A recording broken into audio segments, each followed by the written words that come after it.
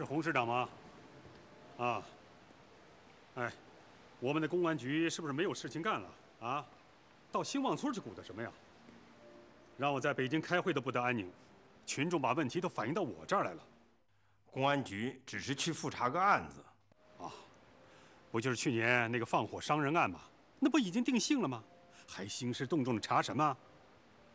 具体情况你知道吗？哦，林英跟我汇报过，案情又出现了新的变化，而且昨天又收到省委信访办的公函，要求我们认真对待徐子民上访的问题，尽快查清真相，而且要限期回复。你为什么事先不告诉我？这点小事还要惊动你吗？况且你还在北京，会也那么紧张。我也考虑到公安局的调查也有助于整个案情的查清，就同意了。再说，公安机关依法独立办案，我们不应该在具体案件上过多的干涉呀。独立办案怎么了？独立办案也得在市委的领导之下呀。我不是讲过了吗？不能机械执法，要站在讲大局、讲政治的高度执法。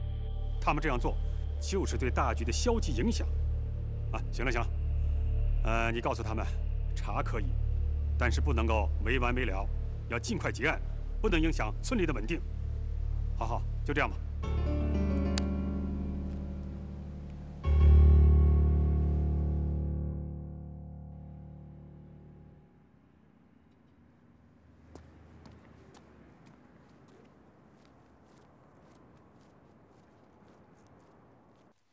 万书记来电话的意图，我想你也能明白。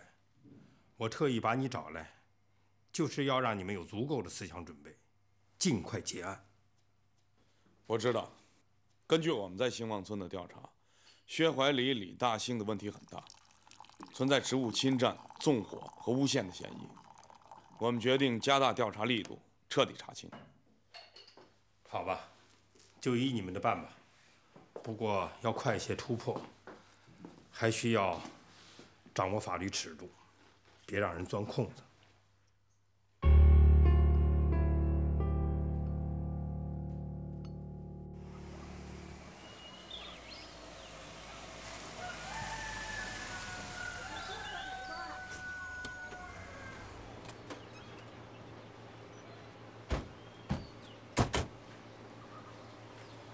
天祥，我看咱们分头找人谈吧。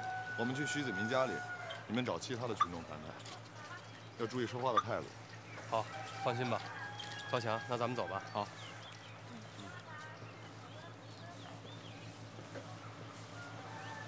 金校长，据我们了解呀，你一直在村小学工作，对徐子民和村里的情况都比较熟悉。希望你能配合我们的调查，把你知道的情况跟我们说说。不是已经定案了吗？还查什么呀？我们这次啊，就是根据徐子民的申诉来复查的，并没有定案，你不要有什么顾虑。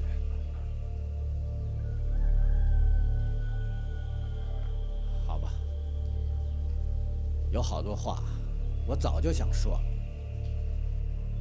子民呢，原来也是我们学校的老师，他为人正派，办事认真，所以才调去当会计。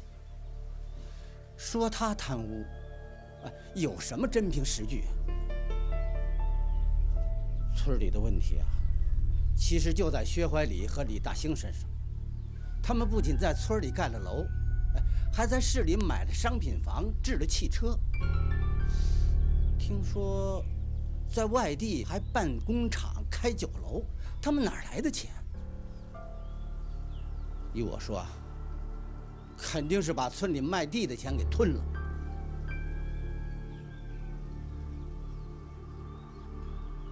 那村委会那场火是怎么烧起来的？这件事儿，徐子民更是冤枉，他是让人家栽赃陷害的。可是徐子民家的油桶怎么会出现在火灾现场呢？那油桶平时就扔在子民家的院墙下边，谁都能拿走。就算出现在火场，怎么能够证明是徐子民放的火呢？对了，还有个情况，那天夜里着火之前，我从外边回来，就看见李大兴在子民家门口转悠。我怀疑呀，那油桶就是他拿走的。李大兴是薛怀礼的打手，什么事儿他都能干得出来。昨天晚上村里的人给我打电话，说你们公安局要来复查，这不，我就赶紧从娘家赶回来了。哎呀，这个薛怀礼和李大兴，他们是栽赃陷害子民的。去年因为村里卖地款的事儿，大伙儿都很生气。回来呢，子民就跟我说，他要写举报信，揭发薛怀礼和李大兴他们贪污卖地款的事儿。可是不知道怎么着，还没过几天呢，这封信就落到了薛怀礼的手上。他从笔记上看出是子民写的，就把子民的会计给撤了。子民这下急了，说他们的问题都在账本上记着呢，要公开的揭发他们。嘿，这当天夜里啊，村委会就着火了，账本呢全都给烧光了。这薛怀礼把他自己干的事儿都栽在了子民身上。卖地这事儿，你还听徐子民说过哪些具体情况？有没有别的线索？最近我替他申诉写材料的时候，把他写举报信的底稿又翻出来，没想到还找着一个本子，里边记了几笔数字，好像是村里卖地的账。你们看看吧。好。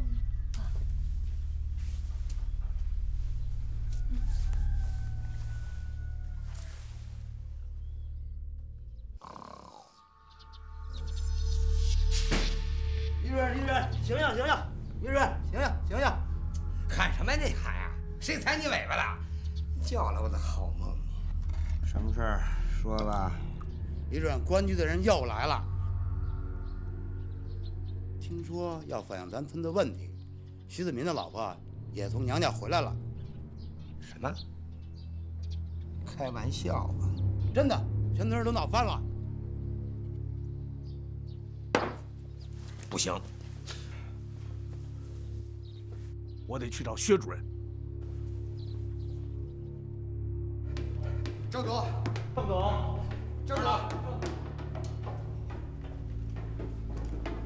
郑总，你在这儿呢？怎么了？这么慌慌张张的？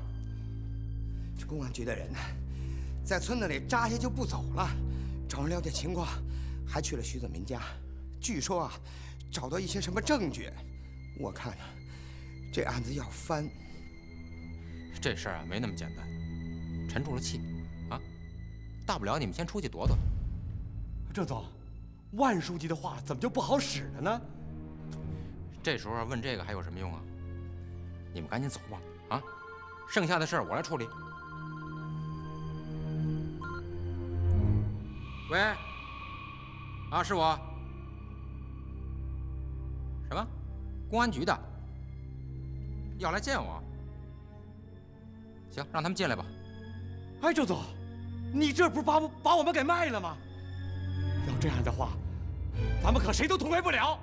没错。嘿，嘿。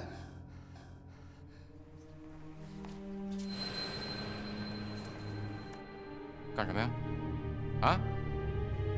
来，往这儿砍。来呀！砍！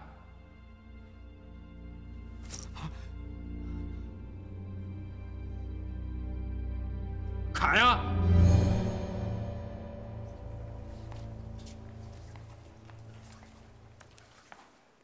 你们要把我砍了，警察进来正抓你们个现行。啊！到时候我想救你们都救不了了，砍吧！啊！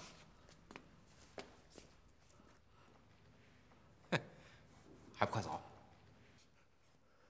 谢谢郑总，谢谢郑总，谢谢。站住！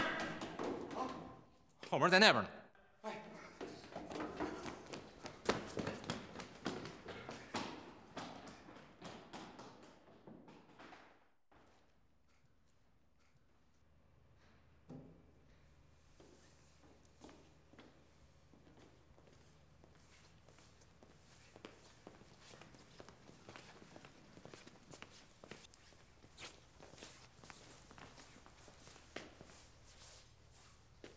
郑总，我们是公安局的。哦，好，请坐。不用了。据我们了解，犯罪嫌疑人薛怀礼和你们公司的关系密切。你知道他现在去哪儿了吗？犯罪嫌疑人？他怎么了？他现在下落不明。知道他去哪儿了吗？他去哪儿了？我怎么能知道？你们什么关系啊？我们就是生意上的关系。兴旺村在我们公司有股份。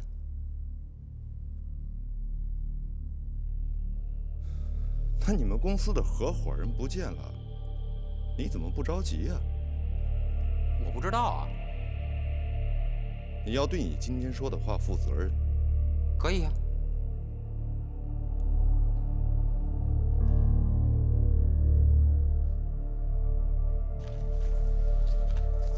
邻居，我们在兴旺村的复查基本结束了。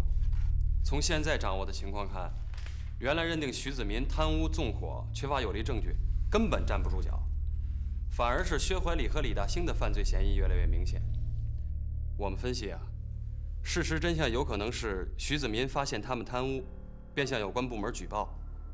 薛李二人得知以后呢，害怕罪行暴露，便放火烧了村委会，毁灭证据，又伪造现场，栽赃徐子民。他们没有想到的是，这徐子民另外又做了一个账本，就是这个。这上面记录了村里买卖土地的几笔钱，可是这些钱现在都下落不明了。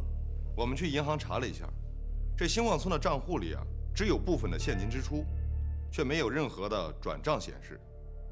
村里有人反映，这薛怀礼和李大兴在外地啊私自开设了个厂子，我们估计这些钱是被他们转移到厂子里去了。他们开的是什么工厂，在什么地方？村里人也说不清楚，我们正在查呢。我看呀，虽然他们逃跑了，有些问题还需要进一步查清。这说明他们是有重大的犯罪嫌疑。反过来说，徐子民可能是无辜的。既然是这样啊，你们抓紧时间追查薛怀礼和李大兴的下落。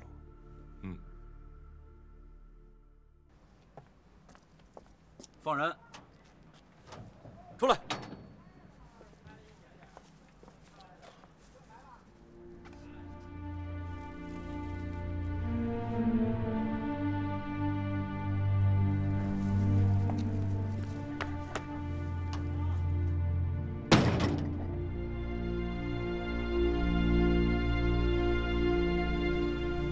林局长，谢谢你，千万别这么说。要不是您还有各位的努力，我徐子民还得蒙受不配之冤呢。那我这辈子就算完了。所以，我从心里边感谢你们。别这么说，是我们的工作失误让你受委屈了，我向你道歉。不，这不是您的错。该认错的人是牛明和赵铁军他们。我要控告他们刑讯逼供，制造冤案。刘局，徐子民案已经证实是错案。你当时是主管刑侦的副局长，现在有什么想法吗？我能有什么想法呀？当然是追究责任，赔礼道歉。都追究谁的责任呢？谁办案谁负责啊？罗厚平跟赵铁军是承办人，现在就要分清他们各自的责任，给予处分。对。哎，我记着，当时你也参加审讯了，他们到底有没有刑讯逼供啊？当时徐子民有抵触情绪，我还是耐心地给他讲政策，心平气和地开导他。后来案子就交给罗厚平跟赵铁军他们审了。从现在查出的情况来看，他们当时可能是立功心切吧，采取了一些不妥当的做法。但当时具体什么情况，我也没看见，现在只能是个猜测。哎，火平，吃菜，吃菜。哎，林英他追究什么冤案责任呢？明摆着借这事整人。好把咱们都整下去，就剩下他宠的那几个，像秦志健谁的。事情发生了，邻居总得给人一个说法吧？怎么？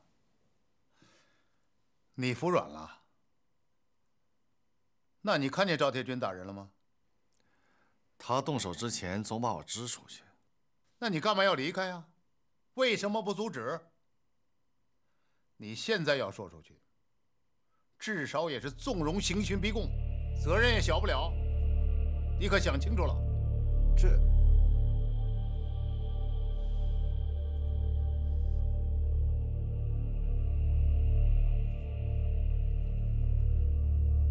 后平啊，这些年我可待你不薄，在这节骨眼上，你可不能乱说话。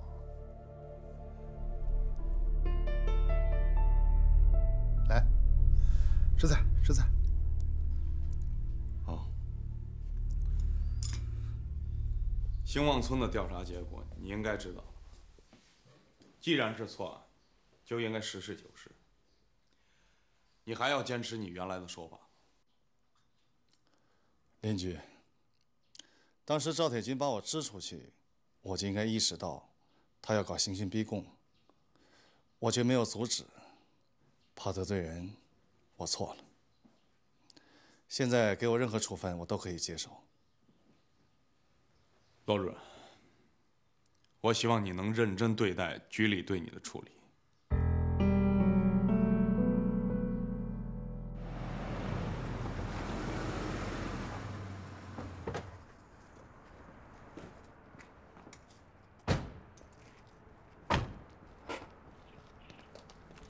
邻居，地区检察院法纪科的人告诉我，他们找过赵铁军，赵铁军根本就不承认对徐子民刑讯逼供，他这是在顶戴。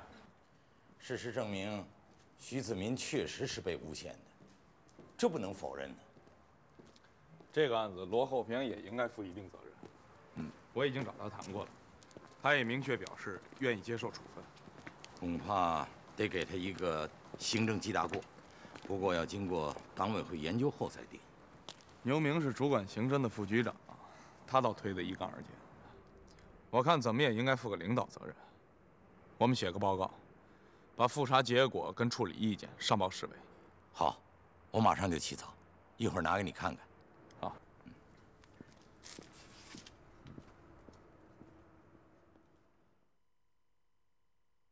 郑总啊，我找你来。是想跟你打声招呼。牛明这个政委啊，看来是当不成了。为什么？难道你还不清楚吗？徐子明案到底是怎么回事？这个，你跟我说实话。我问过你们吧，你们当时说这个案件肯定没有问题。结果一复查，倒是个错案。徐子明现在到处告牛明刑讯逼供，说牛明刑讯逼供也没有证据啊。可他当时是主管的副局长，这领导责任总得负吧？至少也是工作失误啊。本来在考核的时候啊，局里反对的意见就一大堆，市里也有反应，我好不容易才给压下去。眼看就要正式发文了，却出了这么档子事儿，让反对他的人抓住了把柄。哼，说我用人不当。你说我这个任命怎么下？那牛明就没希望了？哼，还提什么希望？能保住副局长的位置就不错了。不过，我们不会因为在工作中的一次失误就全盘否定了他。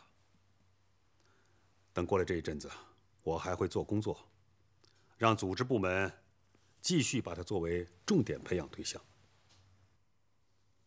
你回去告诉牛明，让他别泄气，还是要有信心。这次运气是差了点儿，好好总结总结，等下一次吧。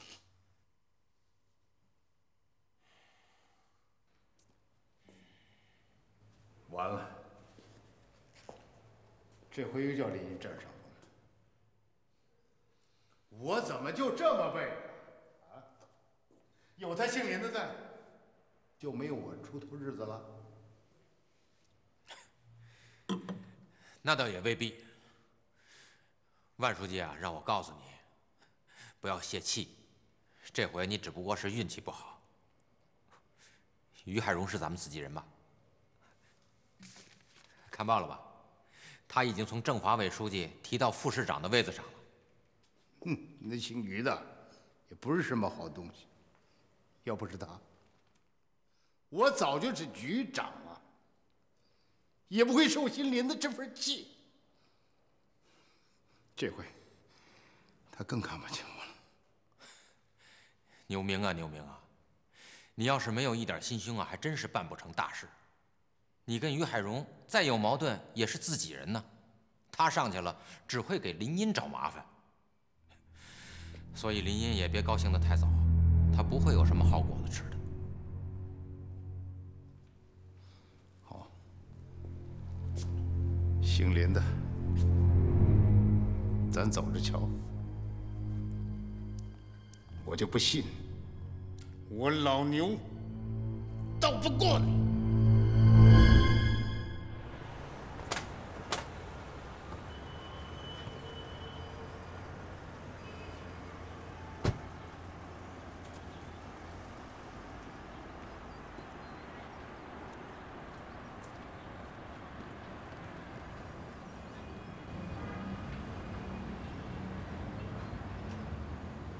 顾局长，郑华军还是没有抓着，这是我一块心病，也是清水治安的隐患。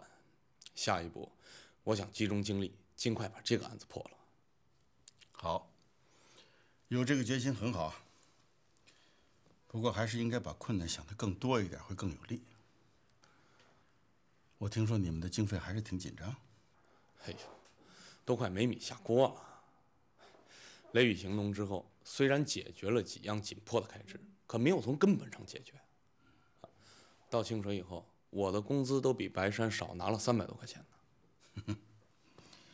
不过经费越是紧张，越是要注意啊，对下边也要严格要求，绝不能在这个上面出问题。哎，你没有往上面跑跑，想办法找一找省财政厅，托托关系，给你们先调拨点经费应应急。不瞒您说，这办法早想过了，也到财政厅找了人，也请人家吃了饭了，可最后对方提出要在清水开赌场，这我哪能答应？这不，100多万泡汤了。我太了解你了，你这种人呐，根本干不了这种事儿。最近回家了没有啊？顾不上。这哪成啊？人家秀云没有意见呐。哎，你小子是不是在清水找到寄托了？我忙都忙死了，哪儿找寄托呀？最近这个白山和清水的报纸上经常登你们的消息啊，你们这宣传工作做得不错嘛。这也是为了增加我们工作的透明度。我听说有个记者挺关心你们的工作，还是个女的。对，叫苗雨，清水报的记者，是个有正义感的记者。哦，苗雨，我认识她，上次开会的时候她采访过我。哎，人家这么支持咱们的工作不容易，你一定要处理好和她的关系。这个我知道。好，知道就好。我还是劝你一句啊，赶紧把家搬到清水去，不然人家秀云会有想法。好，等我忙过这一段吧。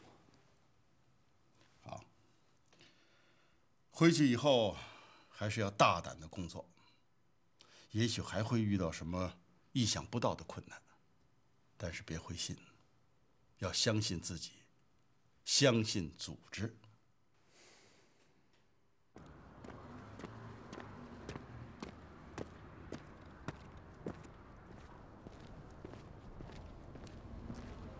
件事情，先和你们通个气儿。我不希望到时候你们措手不及。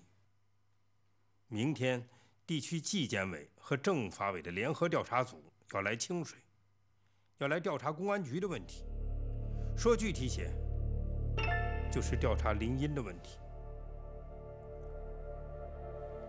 调查组的成员是由地区纪检委和政法委的人员联合组成，何大来是调查组的副组长。你们也许想不通，但是一定要正确对待，必须要积极配合调查组的工作。有什么问题，一定要向组织说清楚。林呀，即使有问题，如果是为了工作，我想上级领导会理解的。不要有包袱。您放心吧，我们一定积极配合调查组，不会影响正常工作的。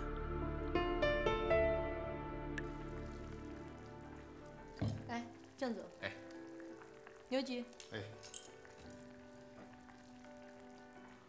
请吧。来，牛局，干！痛快啊！调查组一来，林荫可再也没好日子过了。哎，苏苏，你也倒上一杯，林荫带人抄大酒店的事儿你忘了？这回他要真下台了，也算是给你出了一口恶气。这杯酒一定得喝，倒上。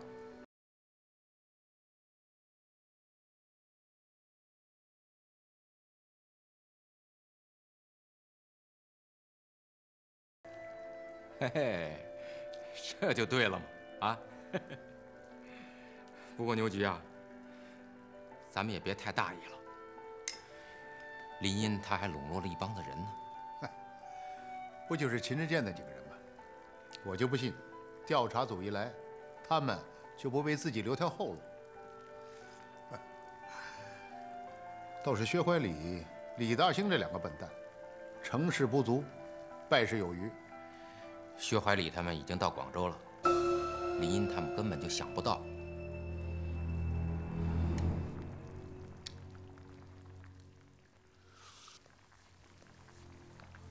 郑总，牛局，你们慢慢吃，我先回去了。你上哪儿去？我家里有点事儿。好，那你先走吧。哎，好，你们慢慢用。哎，军哥，你还得告诉薛怀礼他们，让他们千万别乱动，别再给我添麻烦了。你放心，我会让他们在广州啊，老老实实的待着。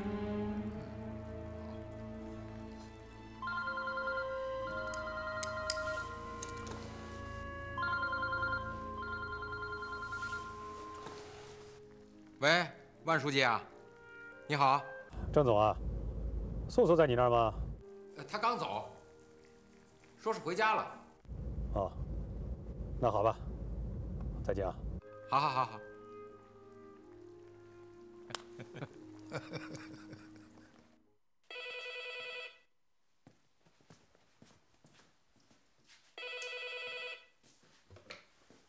喂，我林荫。喂，哪位啊？您不必问我是谁，您只要听我说就行了。薛怀礼跑到广州去了，他在那儿开了一家饭馆和一个厂子，法人是他的2个外甥。你是谁啊？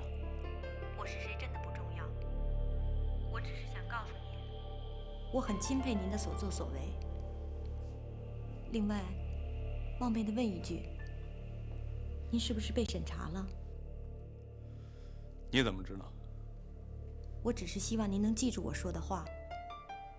清水需要您这样的好官。谢谢啊，但是我还是想问一下，你到底是谁？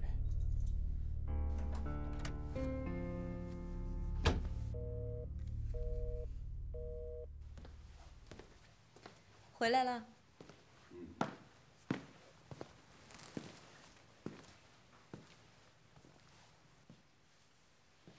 去哪儿了？刚才喝了不少酒，就先回来了，给同学打电话来着。男同学吗？你吃醋了？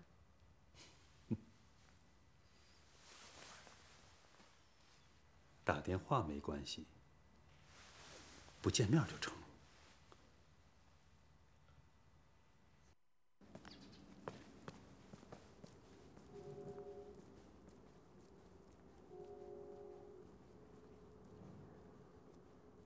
调查组正忙着找人谈话呢，局领导班子、中层干部都谈过了，听说还把蓝玉琴和赵铁军也找去了。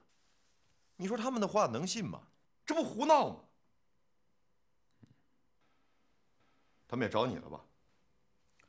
没有，人家现在是搜集证据，调查对象当然是最后结束了。你说这算怎么回事啊？这工作没法干。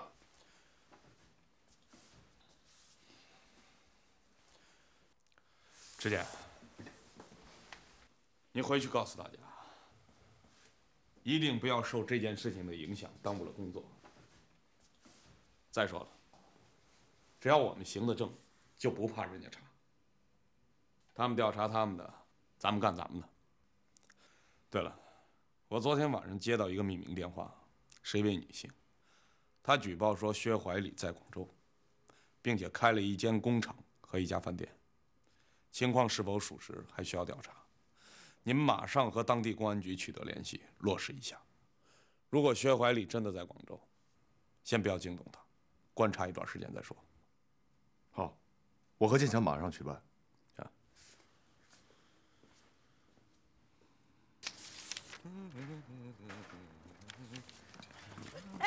哎呦喂！哟，郝主任什么事儿这么高兴啊？走路也不看着点儿。哎，王小山，你怎么说话呢？谁走路不看着点儿了？哎呀，我这心里烦着呢。地委调查组啊，来咱们局调查问题，刚找我问完话。什么问题啊？复杂呀，邻居的问题。邻居？好多事儿，你们都不知道。哎。啊，哎，小王，小高，地委调查组要是找你们了解邻居的经济问题和作风问题啊，一定要实事求是啊！啊！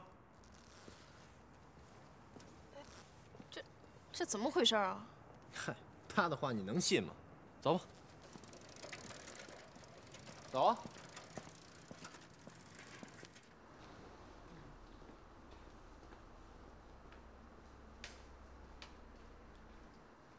邻居啊，工作组找我和晋局谈过话了，看来何大来真想整事儿。那他们没让你们保密啊？说了，可是我觉得我们没有什么秘密可保。他们问：一，你平时的言行；二，你在各种会议上的讲话。好像他们还掌握一些材料，说你在一次会议上曾经批评上级领导搞形式主义，影响正常工作。还在一次会议上说，坏的风气是从上边传下来的。我说的还不止这些呢。啊，还问到了咱们上省财政厅要钱的事儿。我对他们说了，这是我们局党委集体做出的决定，不是为了某个人，而是为了全局的工作。另外，他们还问秦之健的情况，问他平时表现如何，是怎么提拔上来的。让他们查去吧。一个人要工作，怎么可能一点错误都不犯？还问到了刑警队手机话费的报销问题。这又有什么问题？当然应该报。邻居，这何大来怎么一点人情味也不讲啊？政委、晋局，你们也在。我刚从调查组那儿出来，他们说给高翔发生活补助费是错误的，这怎么也成问题了？另外，我还跟他们说，我说这2件事情邻居都不知道，我作为主管副局长，我应该负全部责任。晋局，这些事情你想替我担也担不了，他们明显是冲我来的。真像有些人说的那样，这整人呐，无非就是3种：一是政治，二是经济，三是作风问题。作风问题？我能有什么作风问题？他们没说是谁，可我听得出来，好像是说那个叫苗宇的记者，说他和你有什么事儿。什么东西？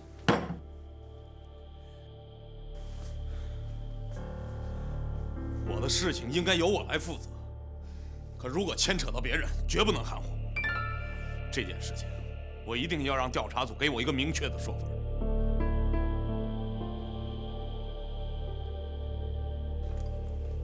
主编，有事儿啊？苗宇，你听说了吧？地委调查组到清水来了，专门来调查公安局的问题。准确的说，就是来调查林英的作风问题。据说跟你还有牵连。跟我？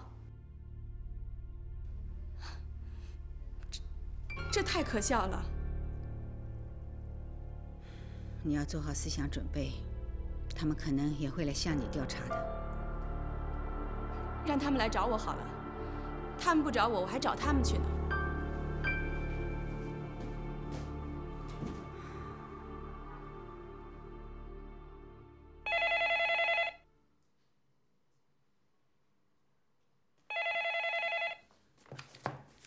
喂。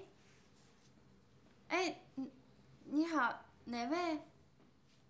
喂，你谁呀？我是谁你就别问了。有人向地委揭发了林荫的问题，说他贪污、对抗领导，还有作风问题。你说什么？我告诉你，地委已经派调查组去了清水了。看来不是一般的问题呀，你要有个思想准备。现在这年头人变得很快，更何况你不在他的身边，难说。我就说这么多了，信不信由你。喂，哎，你到底是谁呀？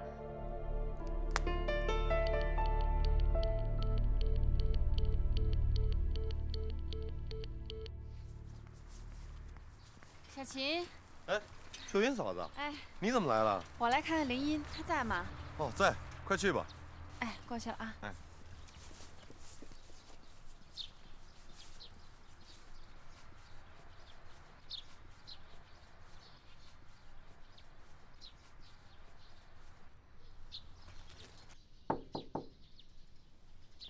进来。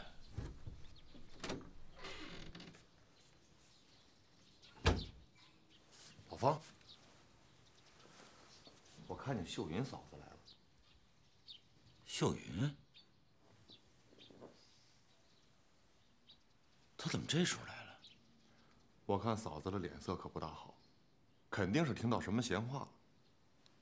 要不就是有人呐诚心嚼舌头，挑拨离间。我跟嫂子解释解释。哎，等等，两口子事儿，外人少掺和。你去了说不清楚，反而越描越黑，添乱。等等，看看情况再说，啊？哎。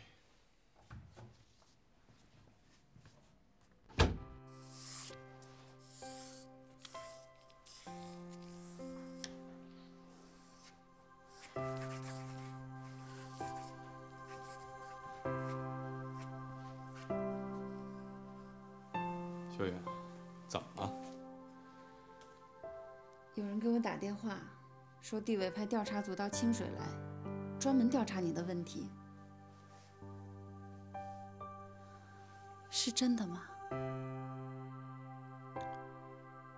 是真的。谁给你打电话了？是匿名电话。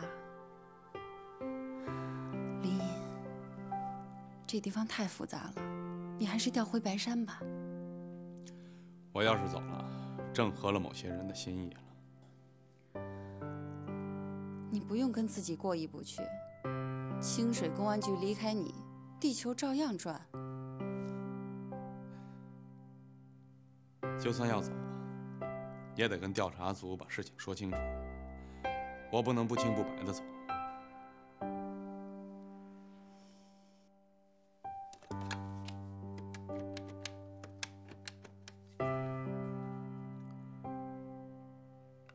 喂，何书记吗？我林英，我想跟调查组谈一谈。好，1小时以后见。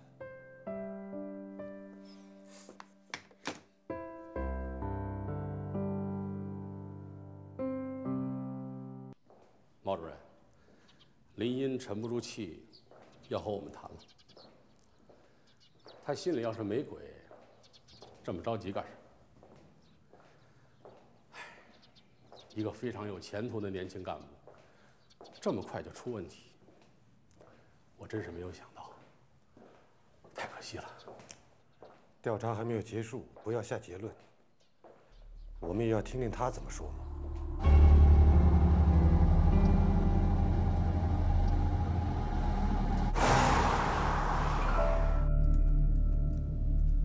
这位是地区纪检委调查室的毛主任，也是这个调查组的组长。林，你有什么问题就赶紧提吧，我们调查组的时间是很紧的。好，我也不想绕弯子。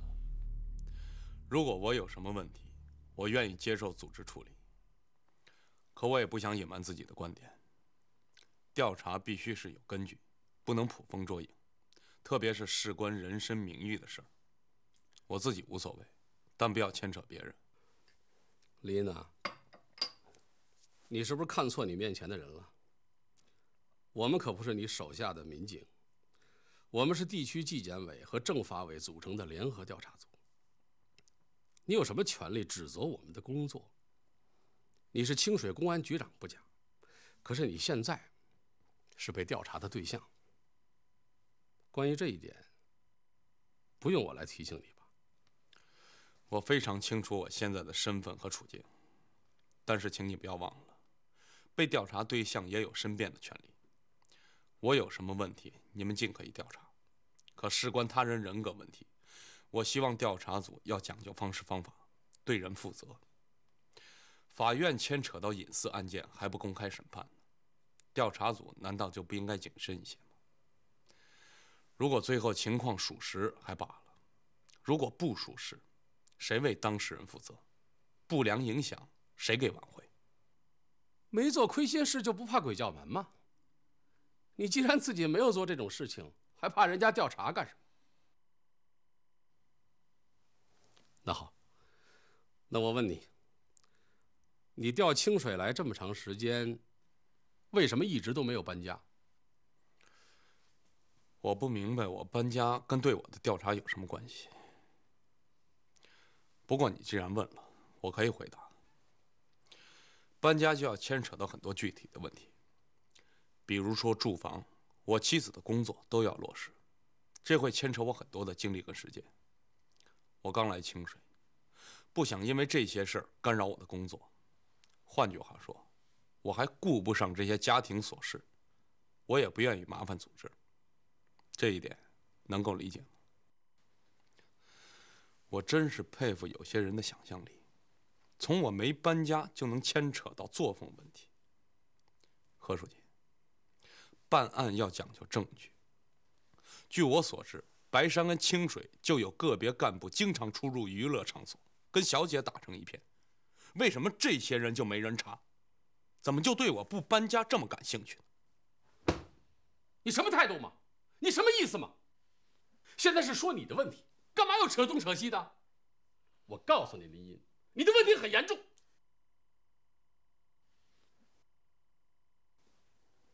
既然来了，就要把事情说清楚。说不清楚就别回去。何书记，你别激动。林局长，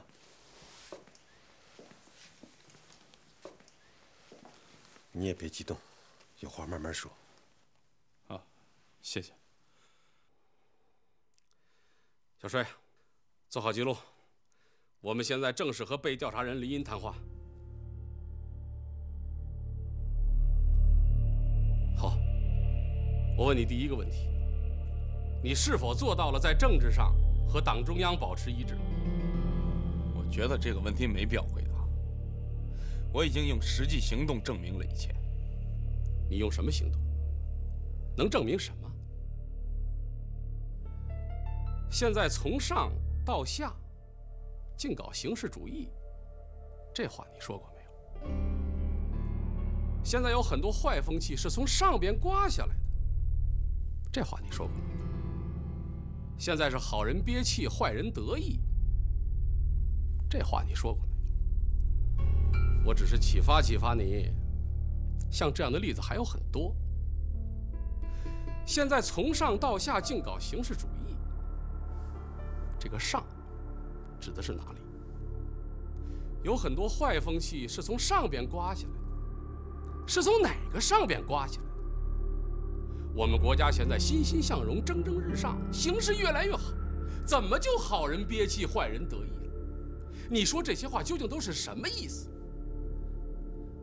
难道这就是和党中央保持一致吗？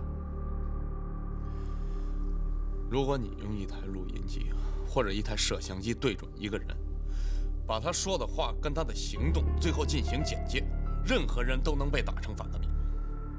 我认为，一个人是不是跟党中央保持一致，不在于他说什么，而在于他做什么。对此我问心无愧。相反，有些人倒是满嘴革命口号，可他做的事儿是给党抹黑，有损人民群众利益的。那么他说的再好听，你能说他是跟党中央保持一致吗？你倒还有理了是吧？那我问你，一个领导干部用什么人，能反映出他的政治态度？秦之健是什么人？市委都没有批准，你为什么偏要用他当刑警大队长？他是个好人，是个好警察，他能力强，能破案，能带好刑警这支队伍，所以我坚持用他。至于对他的提拔为什么没被批准，原因很简单，有人整他。那他私自用罚没款报销话费和发补助费，这是怎么回事？这个事情是经过我同意，主要责任在我。刑警该不该配备手机和传呼机？为工作打的电话费用是不是应该报销？我们局里有几个警校毕业生是来帮忙的，没有工资，自己还得倒贴饭钱。秦之健看不过去了，就想了这么一个变通的办法，每个月给他们补助240块钱。难道这不应该？我承认，这违反了财务制度。可我也希望上级领导能够体谅我们基层警察的苦衷。那我问你，你们到省财政厅送礼要钱的事儿有吧？那是行贿。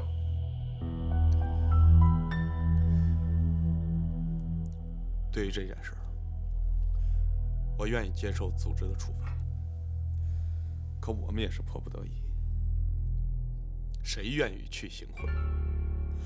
我如果不这么做，就没有经费，没有经费就办不了案子。我们的刑警1年里边有半年在熬夜工作，从来没有拿过1分钱的补助。全局干警已经有3年没有按时领到足额的工资了。大桥派出所有一个叫严德才的民警，胃里长了瘤子，因为没钱报销，都不敢到医院去看病。胃疼的时候，只能大口大口的嚼芦荟。我作为领导，心里不是滋味，我愧对他。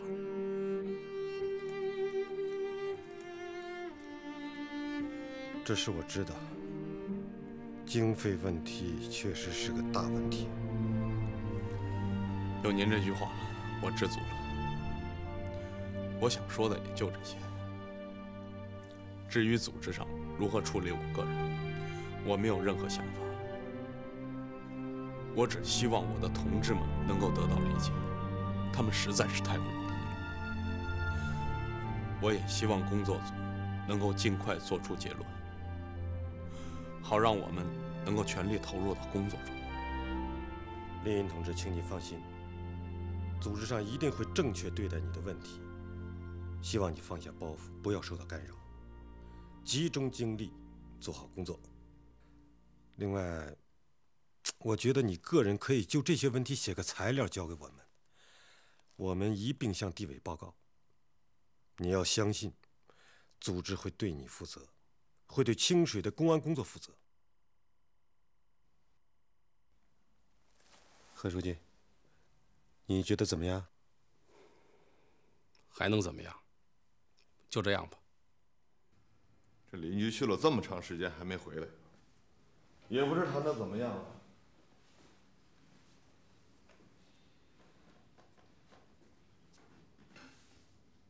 我看，咱找调查组去谈谈吧。啊？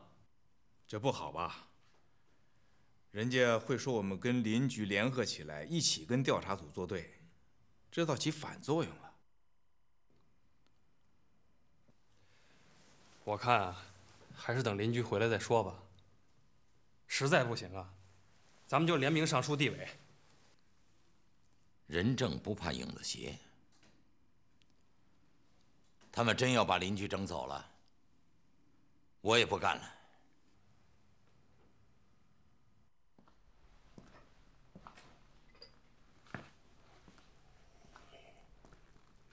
这个林荫什么态度啊？哪是来谈问题啊？这分明是来教训我们的嘛！不管什么问题，总得让人说话呀。我倒觉得人说得很实在。请进。你是？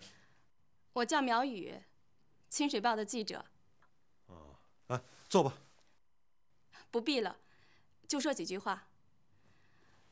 我承认，我喜欢林荫。你们可以问问公安局的人，问问清水市有良心的老百姓，有几个不喜欢他的？他来清水以后，打击了黑恶势力，清水的治安有了很大的改善，这一点是有目共睹的。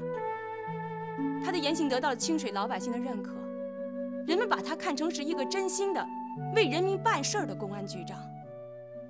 他用他的行动感动了所有的人，我只是其中之一，难道错了吗？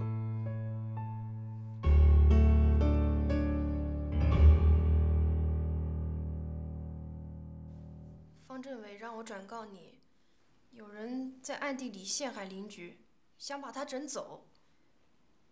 你可千万别相信他们。林荫我是了解的，我只是担心他的脾气。他这个人呐，较起真儿来，8匹马都拉不回头，容易得罪人呗。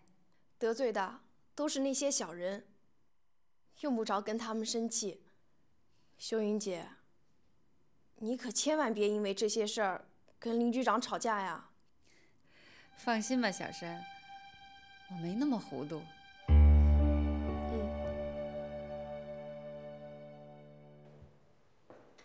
眼看就要到年底了，目前看呢，原来定的任务指标完成的不好，有的连1半都没有完成。当然了，这也不能怪你们，有公安局那姓林的在那儿害事。可是现在情况就不一样了，地区调查组来了，林荫在这儿也干不成了。咱们呀，要抓住这个机会，加大力度，该怎么办就怎么办。一定要完成今年的任务指标，都听明白了没有？军哥，我可不敢保证完成啊。刚才你说要加大力度，怎么个加法？啊？这要加大力度，就要动手动脚，要真动起手脚来，万一玩线了进去了怎么办？啊？军哥，你也给弟兄们撂个底儿，在清水这块地盘上。军哥老大，您到底还能不能镇得住？怎么着？开始信不过我了？大哥，不是信不过，是心里头没有底儿。我觉得大秃子最近耳朵背得厉害啊！我不是跟你说了吗？林荫他自身难保，哪有心思对付你们呀？我还是那句话，该怎么办就怎么办。军哥，你是不明白弟兄们啊，今年的任务指标连去年的一半都没有完成呢。再说了，眼看就要到年底了，在那么短的时间内，你让弟兄们咋办？啊？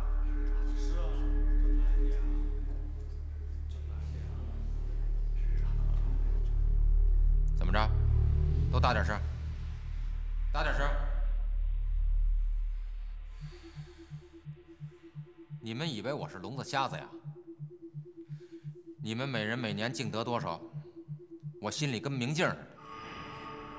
就拿你大秃子来说吧，全市每天要消耗多少啤酒？光一个夏天你能挣多少钱？我早就给你算出账来了。那又咋了？我有一大摊子事业，还有一帮弟兄们，弟兄们也要养家糊口啊。哼！再说了，现在不是实行改革吗？我看啊，咱们这些规矩也得改革改革了。哎，别人我不管啊，反正今年的200万我是交不上。好啊好啊，规矩都敢改了，看来我真是镇不住你了。清水这块地皮应该交给大秃子了。真是有出息了，看来我没白培养你。大哥，我们可是和您保持一致的。大秃子他喝多了，犯糊涂，您可千万别跟他一般见识。算了，不说这些了。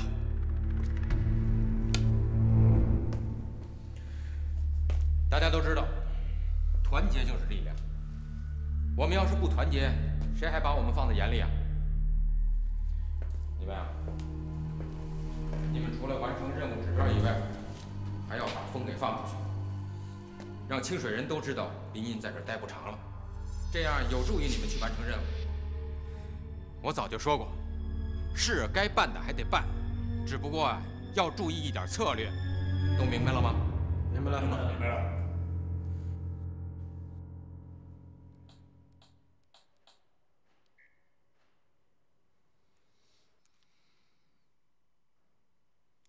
二军子吗？你在哪儿呢？啊，地委调查组正在清水调查林荫，他顾不上你了。咱们见个面吧，有个事儿得跟你商量一下。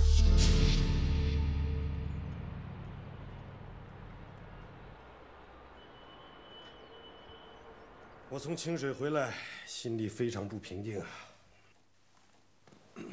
我认为啊，我们应该再下去一次，再做一次更深入的调查。如果再调查下去，那可真的影响到清水的稳定了。那我们就这样跟地委汇报，林荫的那些过格言论就不管他了。林荫的那些过格言论都属于特定的情况下，特指的一些事情上，他的出发点是好的，而且他一心扑在工作上，事业心很强。他是用行动证明了对党和对事业的忠诚啊。我们评价一个同志，不光要听他的言论，而且要看他的行动。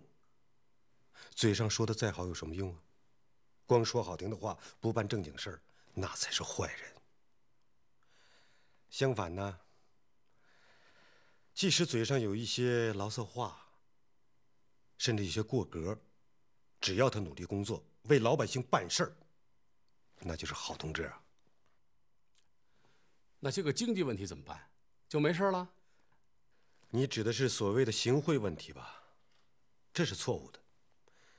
但是他是为了获取公安的工作经费，发现了问题之后就立即终止了，这属于批评教育的问题。再说了，下面公安干警真是不容易啊。我正准备向领导汇报这件事情，希望予以重视。我们评价一个同志的所作所为，必须全面的了解情况，才能做出准确的评价。作风问题总有吧？我认为这件事连影都没有。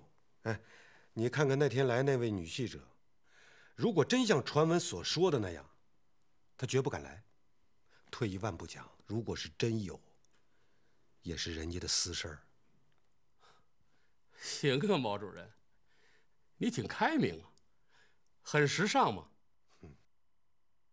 哼，说实话，我也懒得管这种事儿，只要人家老婆不找上门来，你说咱们招哪门子急？但必须要履行工作程序，这是态度问题。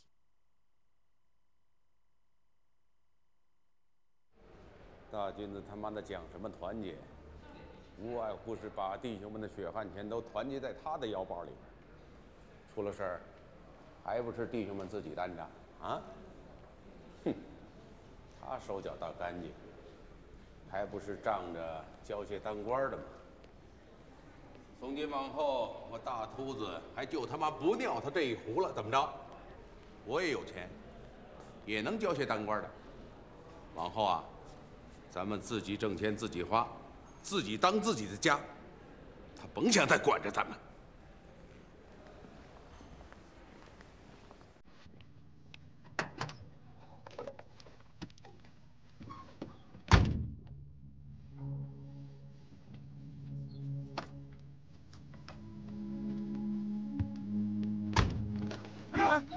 干什么？少他妈啰嗦，给我待着！兄弟，你们这是干什么啊？有什么话冲着我大秃子说，跟我两个兄弟没关系，让他们走。上哪儿去？他妈少跟我耍心眼！开枪！快！快！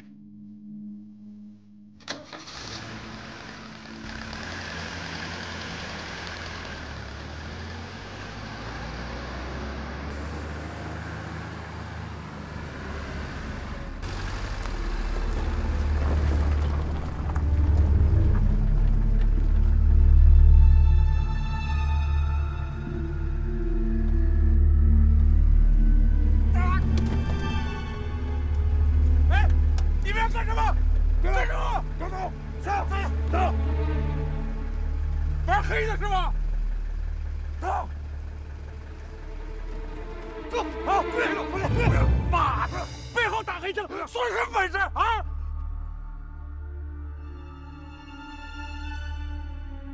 二军的，你们要干什么啊？有本事玩明的，别他妈背后下黑手！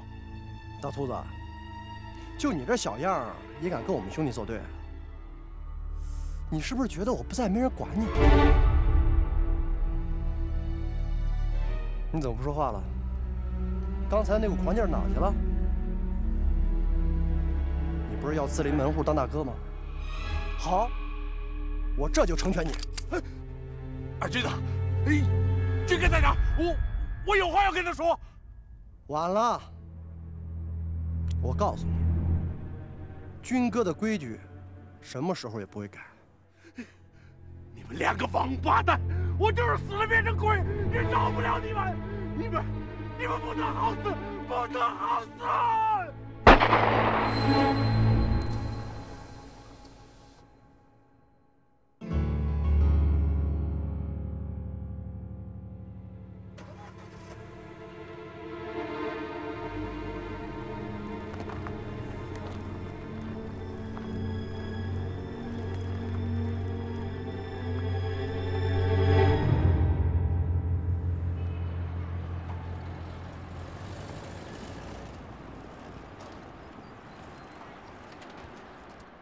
根据我们了解的情况，这大秃子很有可能是被自己人干掉的。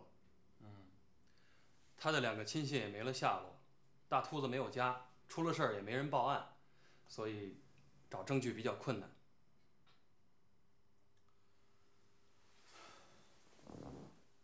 这些天调查组的事儿，确实影响了我们的工作。这稍一分心，就让人钻了空子。现在，我们还得耐心地等待时机。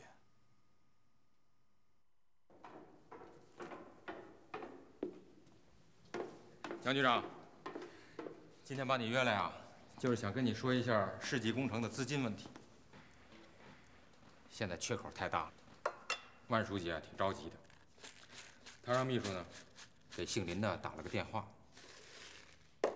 想让公安局的交警队帮着收缴一下捐款，可是被姓林的一口回绝了。这太不像话了，简直不把领导放眼里啊！我看这事儿啊，还是咱们两家联合起来，加大力度，把收缴捐款的事儿啊给包下来。郑总，我看还是算了吧。上次你们在公路上打人，给我惹多大麻烦啊！那只是个意外。我们不帮你收现钱，你哪来那么多实惠啊？你呀，你还别得便宜卖乖。郑总，我不是这意思，我是有把柄抓在林荫的手里，要是再出什么错，我这交通局长的位子可就没了。捐款要是收不上来，世纪工程半途而废。你这乌纱帽啊，也不一定能保得住。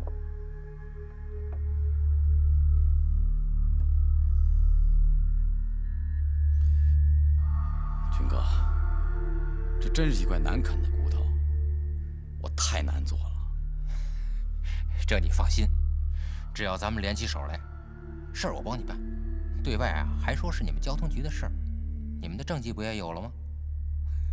反正咱们是各有所得吧，啊？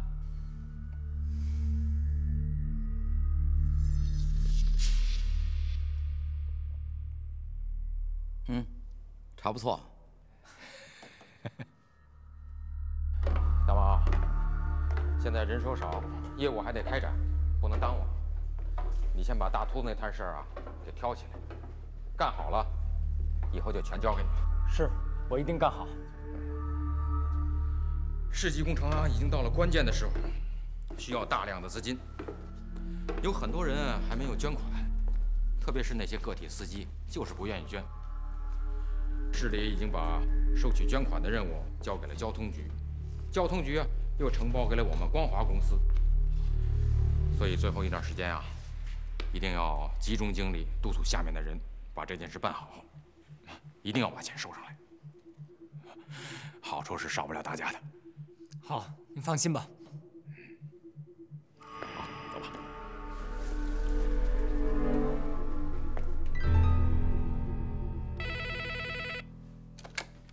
喂，我林荫。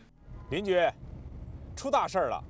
我刚接到110报告，说个体出租司机围住了市委大楼，可能要闹事儿。什么原因？怎么事前一点风声都没有？是突发事件，我们初步掌握情况看，是因为2个司机被打引起的。具体情况还在调查。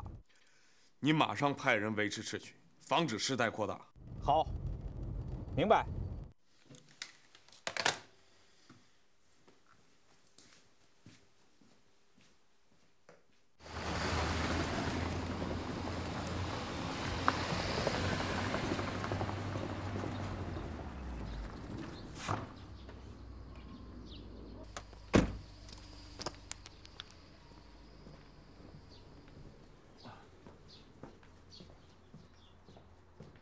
金局，司机被打应该是治安案件，怎么没找咱们公安局，却闹到市委去了？打人是因为世纪工程捐款的事情而引起的，人家不找市委、市政府，那找谁呀？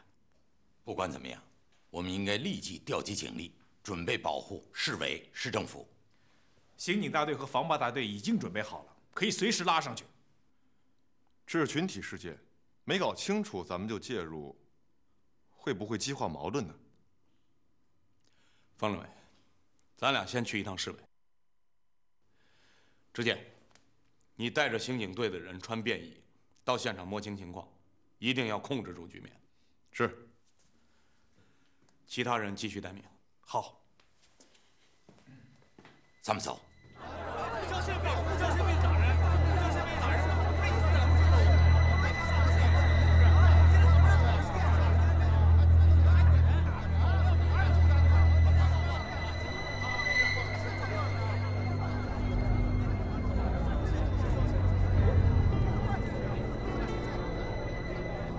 天天要钱，不给就打，想让远就远，想让放就放。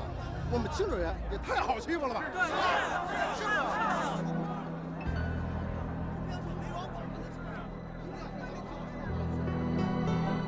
大家请安静一下，我劝大家赶紧散开，不要在这里闹事了。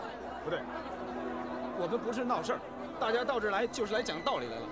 市级工程要捐款，也不能动手打人呐。大家别吵，大家别吵。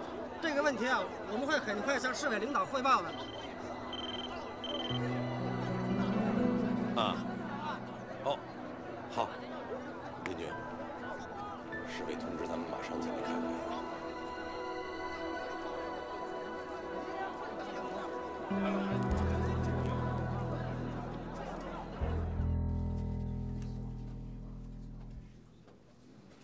李局长，检察长，方政委，检察长，万书记他们正在开碰头会，估计是在定调子。林局啊，一会儿先稳住，别急着表态。来吧，这边走。咱也别闹，咱们俩该干什么干，这么闹也没用啊。不闹行吗？什么世纪工程啊？建这些项目征求过老百姓意见没有？就是，是不是？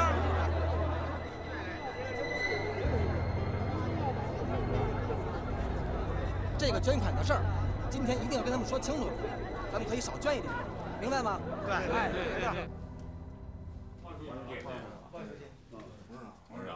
外面的情况大家都看见了吧？啊？怎么样？把大家都找来干什么？就不用说明了吧？现在，咱们得拿出一个办法来。要不时间长了，传到地委、省委，我们怎么解释？大伙儿都说说啊，该怎么办？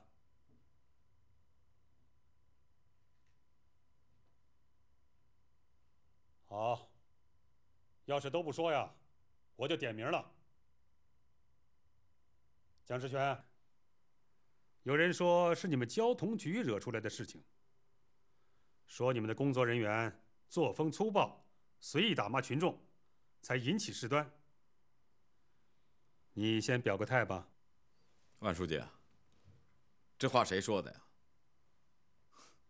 真屈死我们了！我们是为了什么呀？还不是为了把捐款收上来，为了世纪工程能够顺利进行。我承认，我们的态度是不太好，可是态度好了，能收上钱来吗？再说了，这也只是他们闹事的借口。如果仅仅是打架的事儿，可以找公安局啊，为什么找市里？还不是为了不交捐款吗？我看解决的方案有2个，一是软的，答应他们的条件，取消捐款，停止世纪工程；再就是来硬的，捐款照收不误，世纪工程照常进行，剩下的就应该交给公安局，谁闹事抓谁，把带头的几个抓起来，剩下的就都老实了。蒋局长，按你的说法，他们是暴力抗拒执行公务在先，聚众闹事冲击党政领导机关在后，这确实应该把他们抓起来。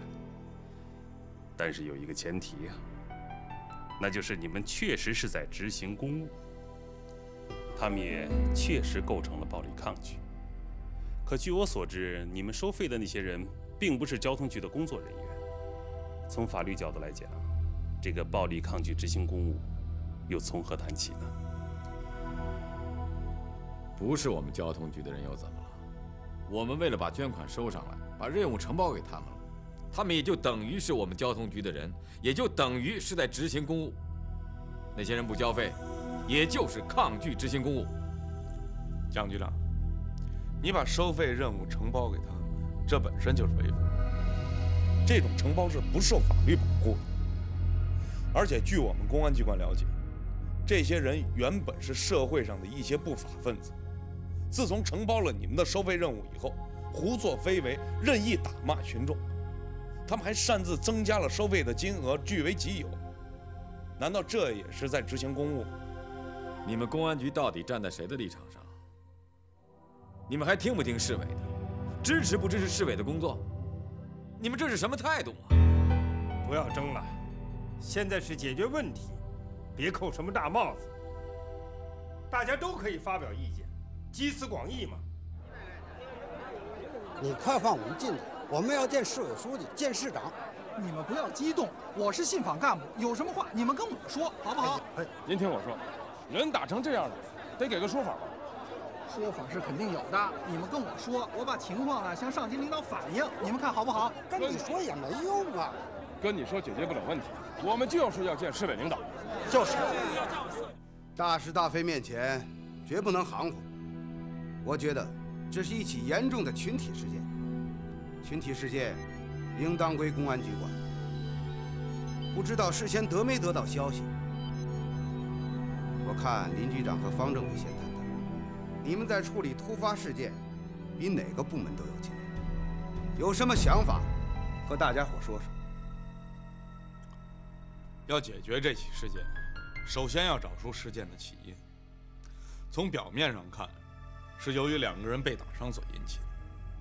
如果这样，那就简单了，把打人的抓起来，该怎么处理就怎么处理。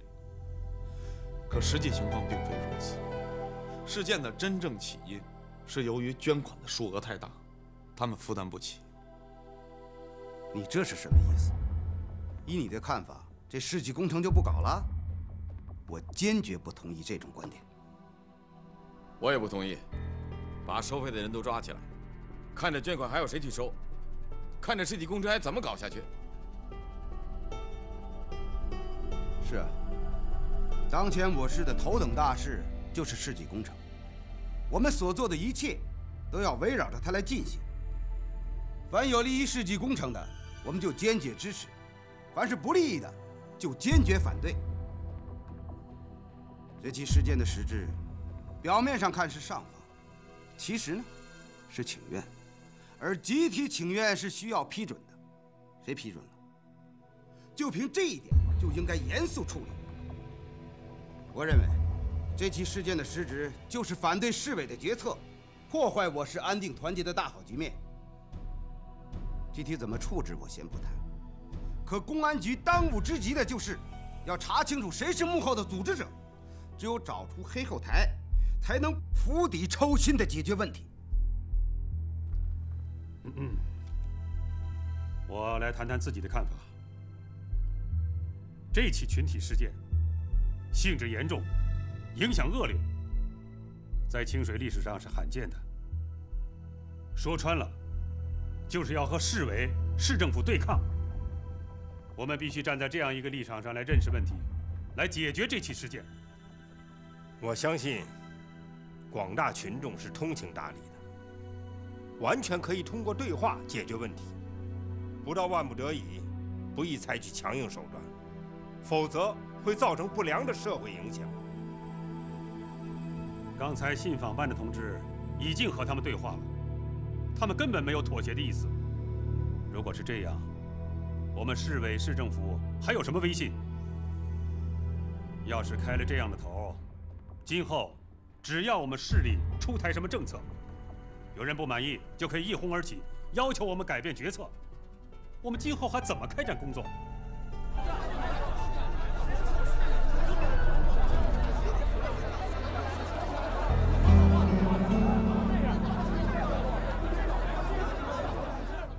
林局长，这起事件你们有不可推卸的责任，为什么事前没有发现？你说说，现在怎么处置？公安部、省公安厅和地区公安局多次强调，发生群体事件时，公安机关不要轻易出面，以免激化矛盾。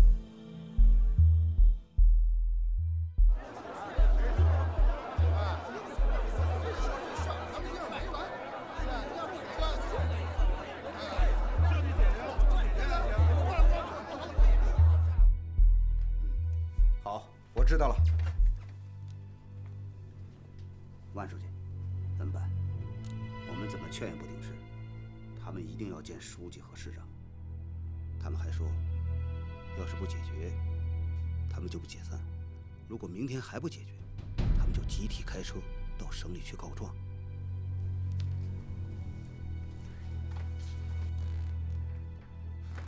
这样一来，问题会变得非常严重。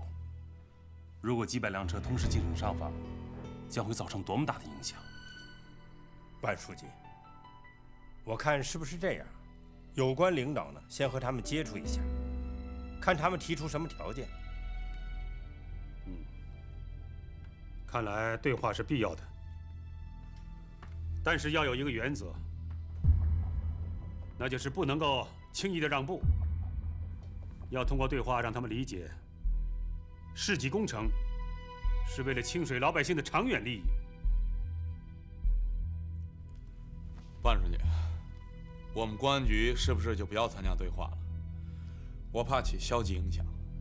你是清水市的公安局局长，要对市委市政府负责，你一定要参加，给他们一些压力。万书记，要不咱俩各站一组，分头和他们谈。我就不参加了。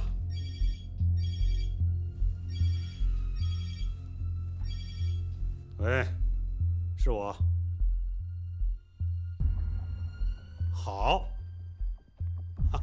你立了一功，应该表扬。有情况随时报告。这起事件就是有预谋、有计划、有组织的。牛明已经调查清楚了，幕后的组织者就是王立民。万书记，王立民是原来交通局的党委书记兼局长，现在仍然还是交通局的工会主席，还是市人大代表。我们是不是先和他谈谈？如果这事真和他有关，就让他出面，那不比什么都强吗？